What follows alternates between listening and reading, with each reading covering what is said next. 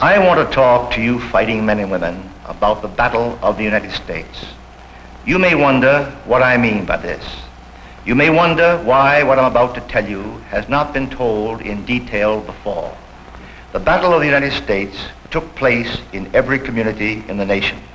It was a struggle against enemy agents who had been sent to this country to disrupt our industries, destroy our morale, and damage the impact of our fighting armies. These agents were directed by the same high command that directs the German and Japanese armies in combat. Their ends were the same. Not until these enemy agents were brought under control could information be made public. The Battle of the United States was a victory for us, and there is no one to whom I would rather give this information first than to you. Remember the United States in 1940? The lights were bright. The New York World's Fair was in its second year. The Brooklyn Dodgers had a good team. There was a bumper crop in the wheat states. Soldiers in the new draft army were allowed to wear civilian clothes on weekend passes.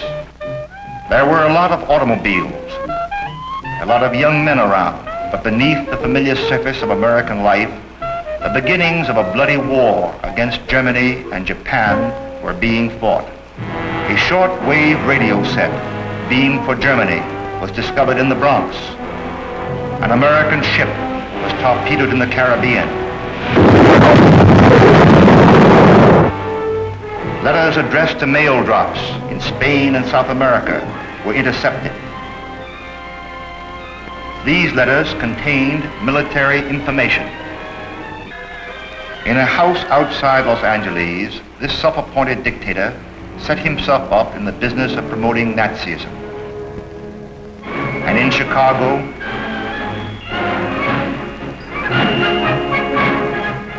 in New Jersey,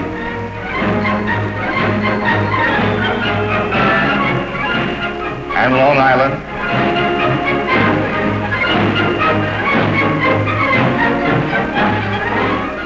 this shameless abuse of the freedom of speech was taking place.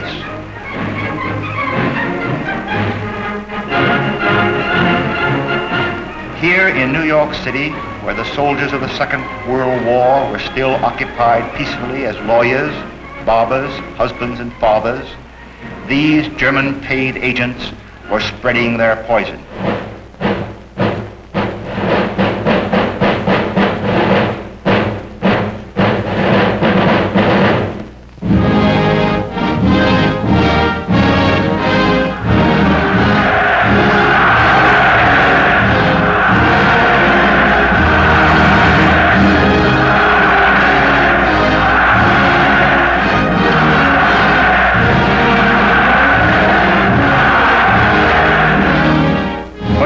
In the Federal Bureau of Investigation in Washington, there was no question of the danger. Our files told us that Walter Kappe, organizer of the Chicago Bund, was a lieutenant in the German army and the leader of German sabotage in the United States.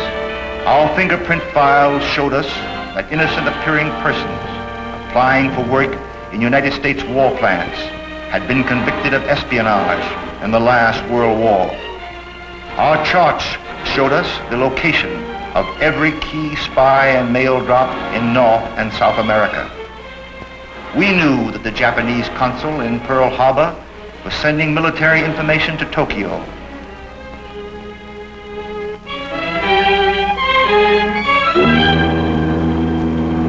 Peacetime laws made it impossible for us to arrest German and Japanese suspects. We could only wait for the day when this undercover war resulted in the open declaration of hostilities.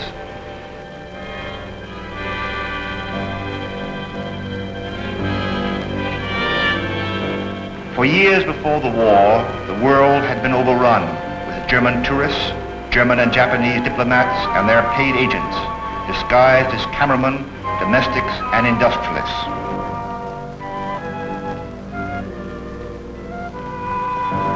We knew how successful their agents had been in Europe and Asia.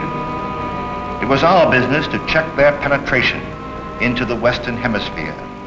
The occupation of South America by fascist forces would have been a grave threat to the security of the United States. The Western Hemisphere, as yet untouched by formal war, was already in the throes of an invasion. In this continent, German colonists had settled in Patagonia, and military installations there could close the Strait of Magellan and the Pacific Ocean. Enemy agents were using both coasts of South America as extended listening posts to inform the axis of our shipping in the Atlantic and the Pacific. More than 300,000 Japanese colonists had cut into the jungle a belt of strategic settlements reaching from the Brazilian coast into Peru and Ecuador. A network of German airlines beginning in Argentina had spread as far north as Colombia, and Colombia air bases could dominate the Panama Canal.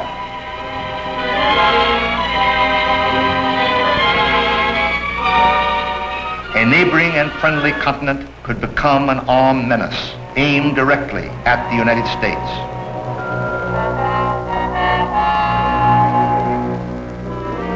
German and Japanese agents had watched South America covetously for years. They had become so confident of their ability to conquer that the German merchant fleet made no effort to conceal the fact that German agents were a large part of its cargo. The symbol of tyranny and war began to appear in the large South American cities and in the backwoods of Patagonia. Their grip on South America began with German and Japanese colonists settling near strategic rivers and potential landing fields. It began with small German-owned shops, automobile dealers, hotels, consulates, and reached into chemicals and heavy industry.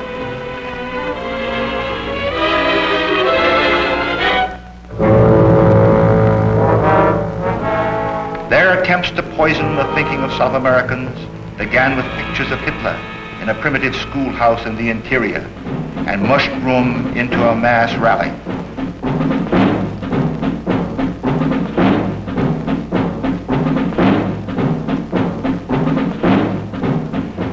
Most South American airlines were dominated by German interests and staffed with German pilots.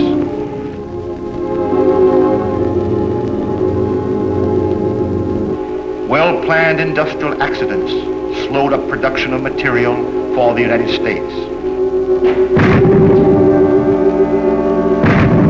Their plan for conquest had advanced until these reports were received by the FBI. Information received from ST-89 that Germany plans direct attack on Panama Canal with German and Jap planes, and also move against ports and oil lines in Colombia.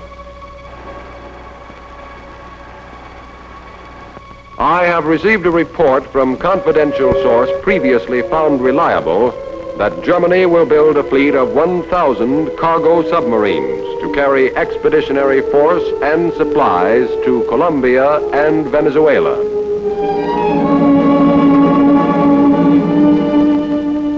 That was the situation in South America. In close contact with Axis agents in South America were their colleagues in the United States. It was less than a month after Pearl Harbor that 33 of these international criminals were convicted in our courts as foreign agents. Their conviction was made certain by motion picture film taken by our agents with cameras concealed at their meeting place. Taking this film was dangerous work. Much of it is badly lighted and uneven. But I have this film here, and I would like to show it to you.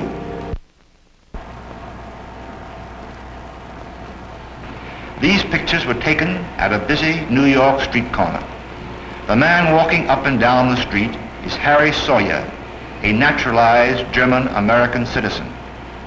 Sawyer visited Germany in 1939, where he was approached by the Gestapo, who urged him to return to the United States as a spy. Before leaving Germany, he sent word to us. A spy trap was set. Sawyer was working for the FBI. Walking into this trap is Colonel Fritz Duquesne, a leader of the spy ring and a professional German spy who had made a business of stolen information since before the last war. The FBI established Sawyer in a downtown office building in New York City. A concealed camera in the next office took these incriminating pictures. That's Heinrich Closing, a cook on the liner Argentina. Closing's work was to act as courier, carrying military information. These spies had a radio station on Long Island, which, unknown to them, was operated by an FBI agent. And information was falsified until it was worthless, saving the lives of thousands of American seamen, American tonnage, and American goods. The important-looking man is Hotwood Kleiss, who worked for the United States line as a cook. The money Kleiss is given to Sawyer is for the purchase of a Leica camera to be used in his activities as a spy. In these pictures, Kleiss has brought to Sawyer the blueprints of the steamship America, showing the plans of her secret gun emplacements. There's Duquesne again, the leader of the ring and the most cautious of them all.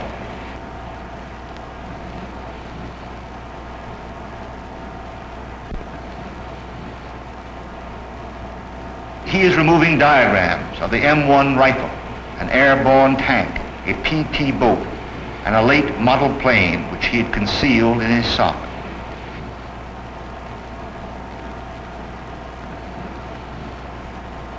He is describing to Sawyer the gas operating principles of the M1 rifle, a secret which might have made a difference in the lives of a lot of Americans had it reached Germany at that time.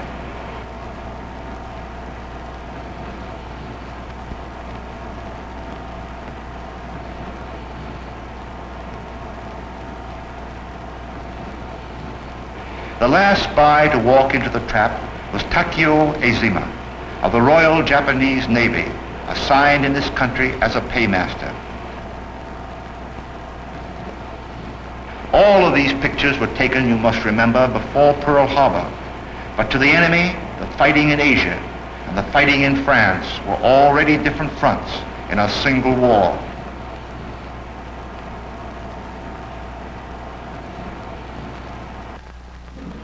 They would stop at nothing. On May 26 and 28, 1942, two German submarines left the base at Lorient. One landing on Long Island, the second landed in Florida. 4 saboteurs landed from each submarine. They were well equipped with high explosives. Among the equipment they carried with them were blocks of TNT, some of which were disguised to look like lumps of coal. These were to have been left in department stores, railroad stations, and other places in your hometowns to kill the women of your family while they were shopping, to create panic and insecurity in this country. The submarine saboteurs were in jail 2 weeks after they landed. 6 of the 8 were executed after a military trial. The attack against all German and Japanese agents in this country was as vigorous and as victorious as the attacks you have made against the enemy. That is only part of the story. Some of it is still secret. But we have a report which up until now has been known only to the highest officials of our government. After the fall of France in 1940, Adolf Hitler told his staff the war would soon end in German-dominated Europe. But there was another country that remained to be punished for her crimes against Germany. The country Hitler spoke of punishing was the United States.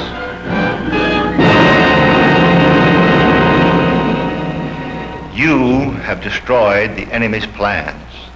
We have guarded the secrets that have given the Army and Navy its striking force in the field. We of the FBI feel that we're a part of a team to make America a great and decent place in which to live. We're on that team, all of us, together.